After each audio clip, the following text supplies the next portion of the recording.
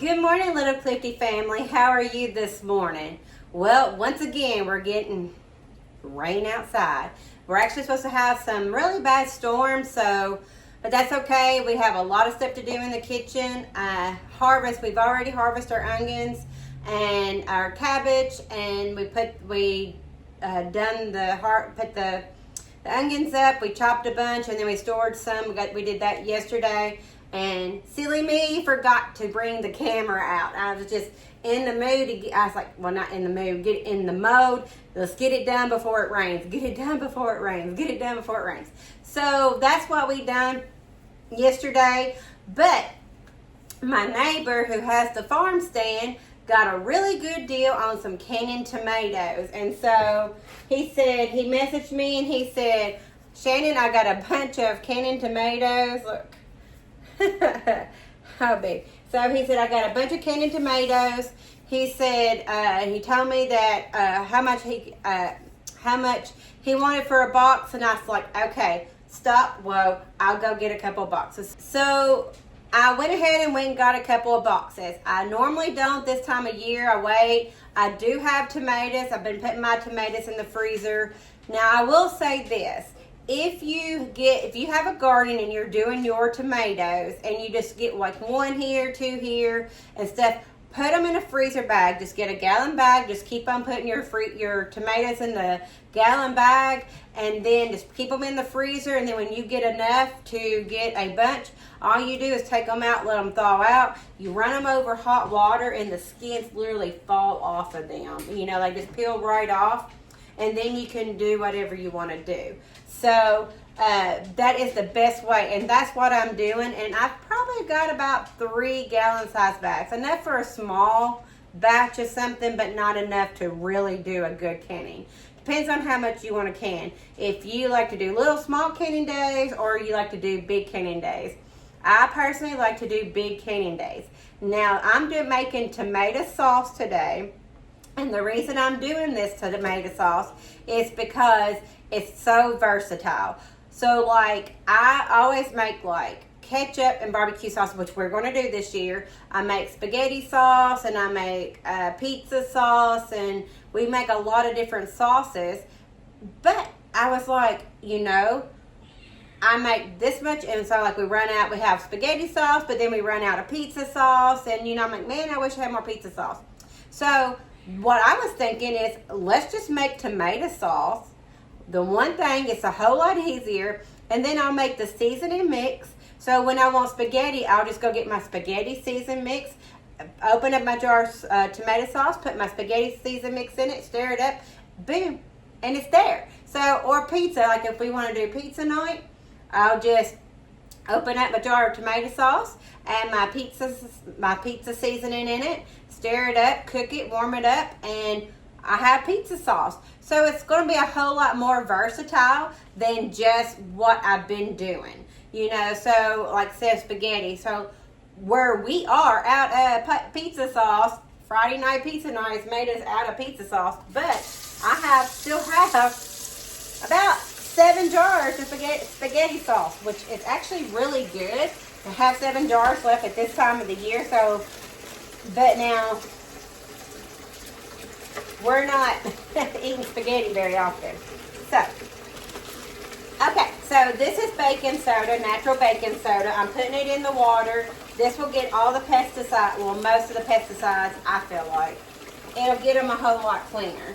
So I'm going to let them rinse in here. Baking soda does remove some of the icky stuff that I don't have and don't put on my tomatoes, because these are not my tomatoes.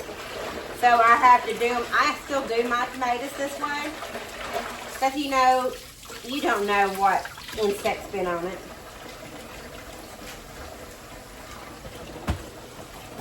So we are just going to put them in the sink in here.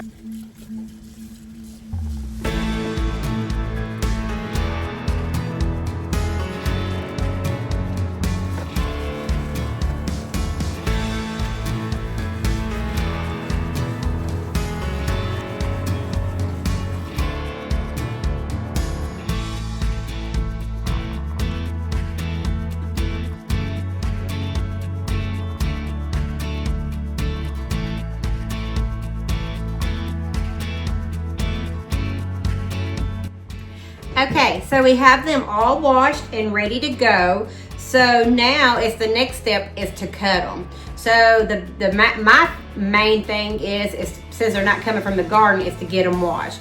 And there's nothing wrong with going to a farmer's market and getting candied tomatoes. And most of the time, if you ask them for like a bushel or a half a bushel or something like that, this right here is one whole bushel. So those boxes were half a bushel. So this is one bushel.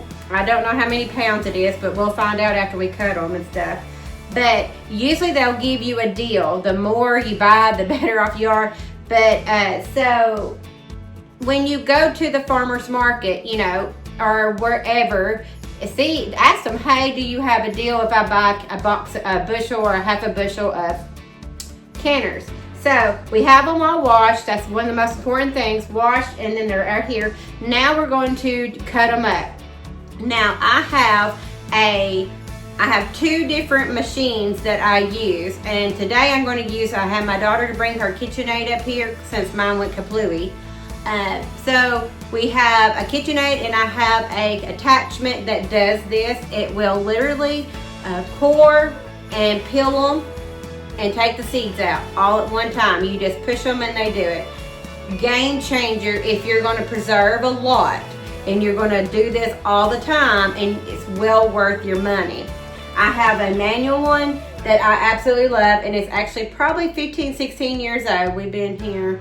Because we had it at the other house that the tornado took. So it's probably 15, 16 years old. And I absolutely love it. And I'll link it down below because I think they still sell them on Amazon. So, and that's where I got it a long time ago. But, so I'll link that below. And then I'll link the KitchenAid set down there too if you have a KitchenAid. Now, the other one is manual. So if you don't have power, you can still do it. The KitchenAid is power. The KitchenAid one is the way to go because the motor of the KitchenAid does all the cranking for you. So it's whichever way you prefer. I've done the manual one all the time until my husband bought me the KitchenAid one, and it was a game changer, and I use it. If I don't have the KitchenAid, and you'll see me get it out. I will use it multiple times this year because I use the KitchenAid and I use that one. Because I'm here by myself today and I don't have my help, I'm using the KitchenAid one. So, but all you have to do is cut the bad spots out, core, and like quarter them where they'll go down the chute, and that's it. Cut the bad spots and quarter them. If you do not have a KitchenAid tomato thing or a regular one, and you don't want to purchase one, that's fine. Because we're on a budget. We're a single income family. We're on a budget. I understand. It's like, well, I don't have a machine. I can't do it. No. You can do it. You literally can boil these. I think it's like 2 minutes, or just sit them in there for like a minute or 2 minutes. You boil them. Put them in hot boiling water. You take them out. Put them in cold water, and it will just peel. And then you can just scrape the seeds out. It's just an extra step, but it's okay because kitchen days are fun days, right? So if that way, just make sure you know that you're going to be in the kitchen for a little longer, which is fine. Also too, I said something about I do my canning a little different than I used to. I used to stand over a pot on the hot stove, let it cook down, watching it and stuff, and it made a canning day long. A canning day was long and hard. Now I have a roaster pan, and what I literally do is I will cut these up, run them through the food mill, whatever you call it, food mill. Michaela put the link right here, put it in the caption what the name of it is, because my mind is but anyways those days. But anyways, so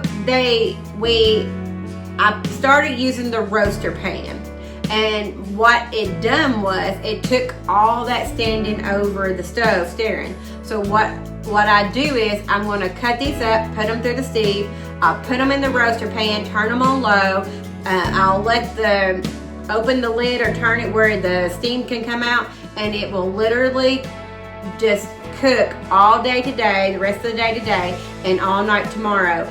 Then I will take them and put them in my jars tomorrow and can them. easy. So it kind of, when you have a big canning day, it splits it up into 2 days. And that's what we're going to do. We're just going to turn it in, we'll put them in our roaster pan, we'll turn it on low, and we'll let it cook slowly and evaporate all the water until it cooks down to where the thickness that you want it to be. Some people like runny spaghetti sauce, some people like, or tomato sauce, and some people like thick tomato sauce. We are on the thick side, so we like it thick. So that's what we're going to do. Let's get started. First, let's cover up the shirt. Oh, look, my shirt. My sister-in-law made. Look, she made us shirts. So now, if you want a little Clifty Homestead shirt, I'm getting my website up and going. I promise. I'm working on it. I'm getting it back up and running. It was running, and now we got to get it back up and running. So it's running, but you will get my website. I'm hoping by the time this video goes up, my website will be up, but you'll be able to go to my website and order a shirt. Ain't it so pretty? It's so pretty. She did a really good job. It's got my logo and my name. All right, let's get started. Another thing I have is a tomato slicing knife. This is a tomato knife, and it's very, very sharp. I've cut myself with it a lot of times. Don't worry about that. But this is a Rada, Michaela. We'll link it below too. That way, this is the best tomato knife ever. So all I'm going to do is I'm going to cut the tops off. I don't have to, but I do. And then I'm just going to cut them. That's a big one, so. And because this is what will go in my machine.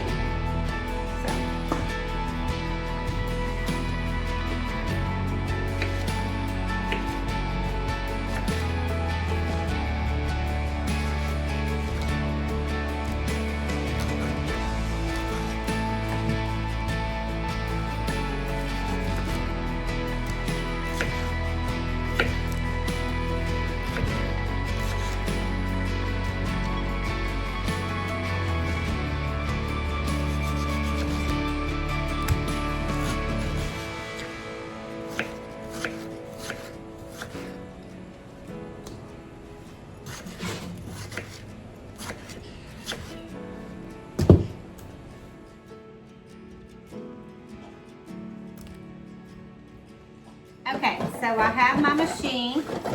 I'm going to set it up. I got all of my tomatoes cut, sliced. It didn't take me too long. But I got all that done. Now, remembering how to do this.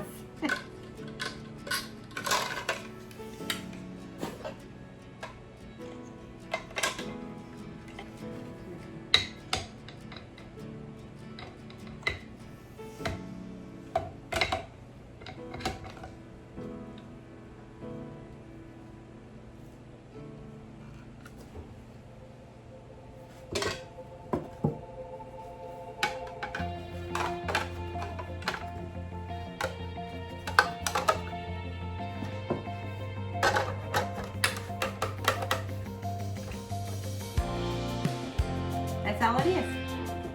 Okay, so my roaster is right here. To save washing a bow, I know. But to save washing a bow, I'm just gonna let it go right here, and then I will weigh it at the end when it's all done. So.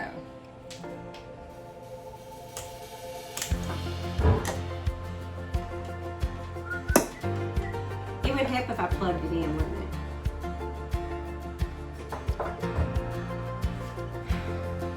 Now, let's try that again.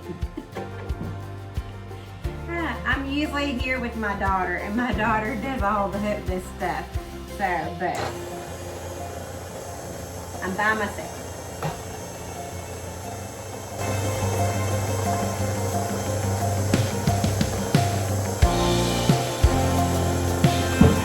And I'm sure, so I get on my you have okay, so you need a bowl or the pan that you're going to put your sauce in, and then your seeds and stuff will come out in another bowl. So need this back. Don't be like me and forget it.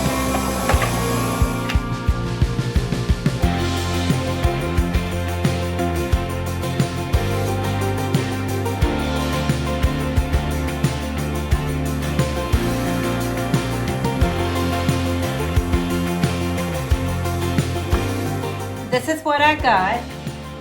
So that made a lot. So this is my roaster. It's an old roaster. It's just an old roaster that I think it was my grandma's and my mama. I don't know, but it was. I found it back there, and I thought, hey, I'm going to use it. So I'm going to turn it on about between 150, 200, probably about 200 on very low, and just let it roast. A bushel made quite a bit, but we're going to let this thicken and get really good because we want thick tomato sauce. If I was going to make spaghetti, or that was lightning, it's pouring down out there. But if I was going to make pizza sauce or spaghetti sauce or something like that, this is when I would add all my seasonings to it. And I would go ahead and add my seasonings and let it cook in it with it. If I want, in my spaghetti sauce, I put diced onions, green peppers, garlic, all that in there. And here lately, the last couple of years here lately, like I just done, this is the first canning of the year for tomatoes. But the last couple of years, we actually done the spaghetti sauce with the meat in it. You know, we pressure canned it, and that has, and I'm pretty sure I got a video up there about that, and I know I do. So that is a very good,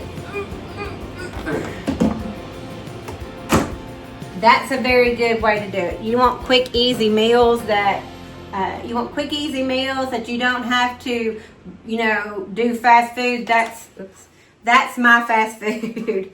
So I'm just going to put the top on it like that. And let the steam, I got water everywhere just where it was wet. But let the steam, you want the steam of the tomato sauce to escape where it will cook down. If I put the lid on it like this, then it would stay like, it'd take forever. But anyway, so we're just going to do it like this. Not open if you are in a hurry and you want to do it like, you did this in the morning, you want to can it tonight, just don't even put the lid on it, just let it go. So, but I just cracking the lid, put it halfway, that way it can do its thing. So now the fun part, cleaning up the mess. Yay! Washing dishes, yay!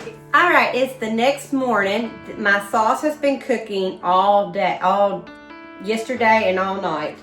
And it is a thick, rich sauce. It smells like tomatoes. It smells good, but it smells like tomatoes.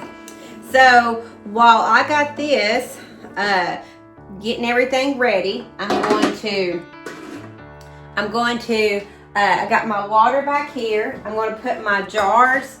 I have quarts and pints because the quarts are for spaghetti, stuff like that, chili. I could probably use this in chili or whatnot. And then I'm going to do pints because pints is what we would use for Friday night pizza night. It'd be good, you know, make about 2 pizzas or whatnot. So we're going to put these in the water. I'm going to turn my stove on high. And then I'm going to set these in here and let them get sanitized. You don't have to do it.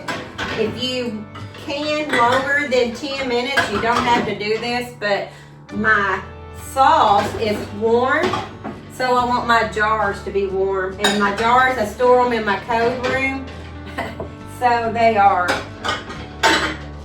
what you call cold, and I should have got a bigger pan. Yeah, I think I'm gonna, I don't know how much that's gonna make, so I don't know.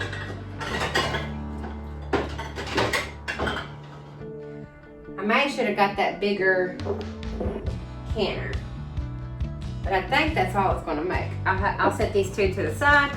That way, yeah, I'm thinking while I'm doing. So I got that. What I was thinking is that I should have got my bigger water bath canner. I just grabbed this one. It was on top. It was the first one. I just grabbed it. It held 6 quarts and 2 pints. I think that's about how much sauce I got, but I got 2 more pints, so I don't know. If I have sauce left and I fill up the 2 pints, there's no room in the canner, I'll just can them later, or I just put them in the refrigerator. Let them cool, come to room temperature, then put them in the refrigerator, and we'll use it. It's Friday, so we'll have Friday night pizza night with our homemade sauce. How's that? You know, it'll last in the refrigerator for a couple of days. So it's just like, you know, you just didn't can it. All right, and canning it is to preserve it. So this is done. That's done. I'm gonna let that come to just get warm to about the same temperature as this, and then we're going to can.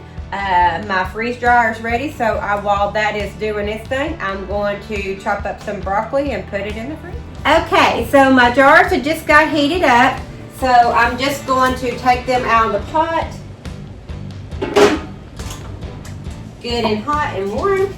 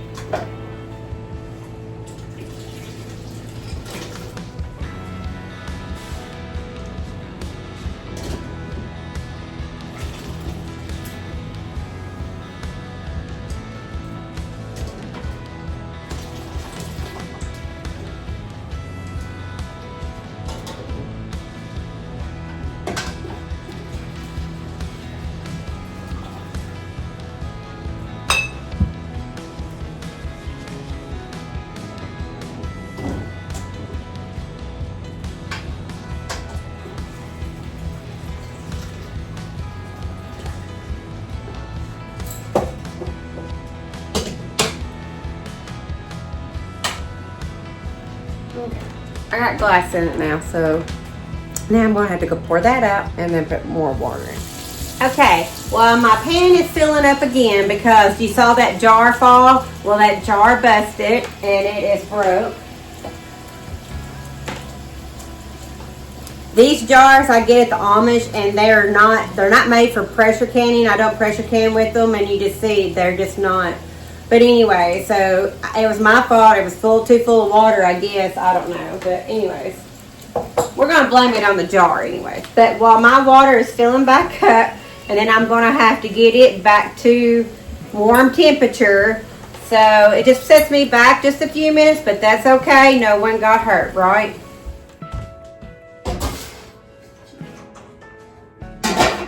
Okay. This is life happens. Okay, so with, I need a funnel. You'll need a funnel. There's plastic funnels, and then there's like stainless steel. This is one I got from 4 jars. I really like it because it has like the measurements right here. You see how it's got the measurements right there. But I will tell you, I have sliced my fingers on this a lot. Washing it, I've sliced my fingers. So, you know,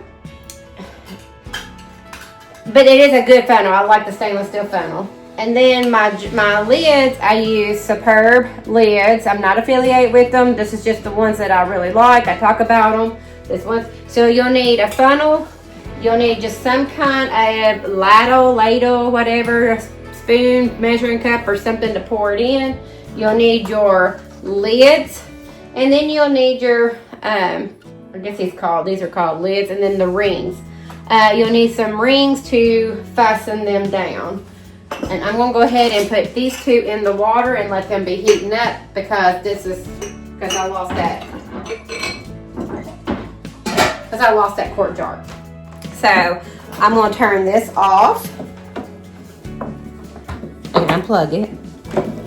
All right, so here we go. We're gonna just ladle our sauce into our jars.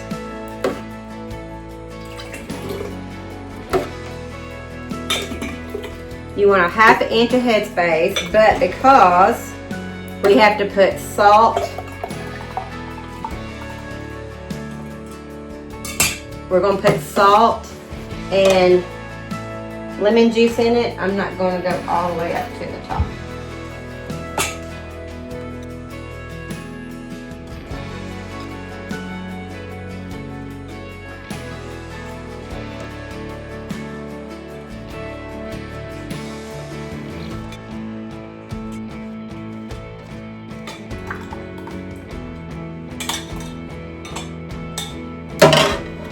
gonna take those two out because I want those. So I want pizza sauce.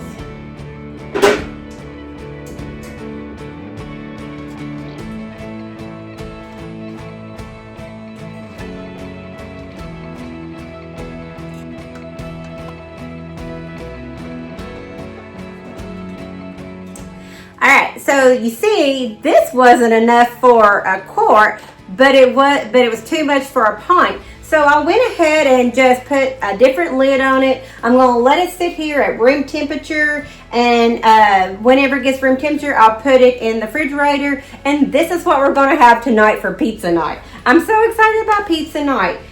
Just having something fresh is good. Alright, so my jars, I have 4 pints and 4 quarts. And so I'm going to take my paper towel, and then I'm going to take my vinegar. I have vinegar right here. Doesn't everybody just have vinegar sitting around? It's just what I clean with. So I'm just going to take the jars and wipe the rims, because we don't want spaghetti or tomato sauce. We don't want the icky stuff in it, around it. And we'll do it again when we put the salt in it.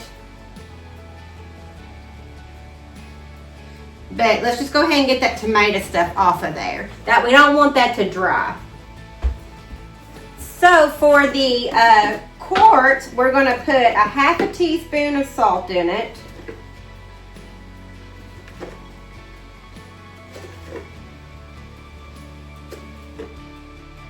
And for the pints, we're going to put a fourth. And you saw me just get salt on that. That's why we're going to wipe it again. And then let me go ahead and put salt in this too, because it will need salt. Never mind. It's already sealed. Never mind. Okay, so now we need lemon juice. We put lemon juice in it because for the acid, to get it more acidy. That way it's shelf stable. And it said it calls for 2 tablespoons of lemon juice for a quart.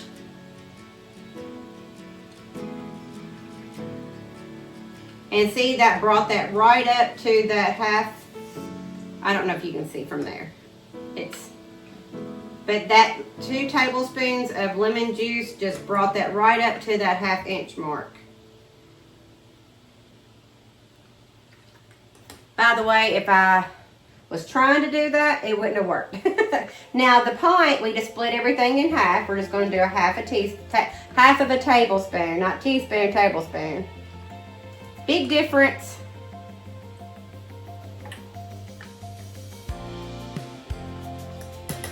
Alright, so now we have our lemon juice. Now we're going to just I'm going to take a stainless steel straw. This one looks good, it's just still in the package. And we're just going to stir it around.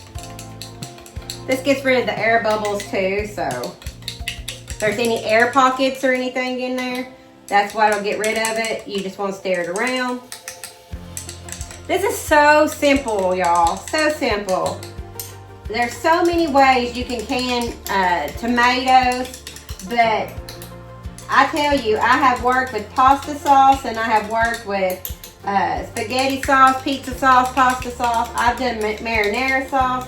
I've done it all. If you just, like what you're doing, if you go ahead and do this in your spaghetti sauce, and you go ahead and make it your pizza sauce and stuff, you're already going ahead and putting it together, and you're skipping the step at the end, because now I'll have to put the seasoning in it when I make it.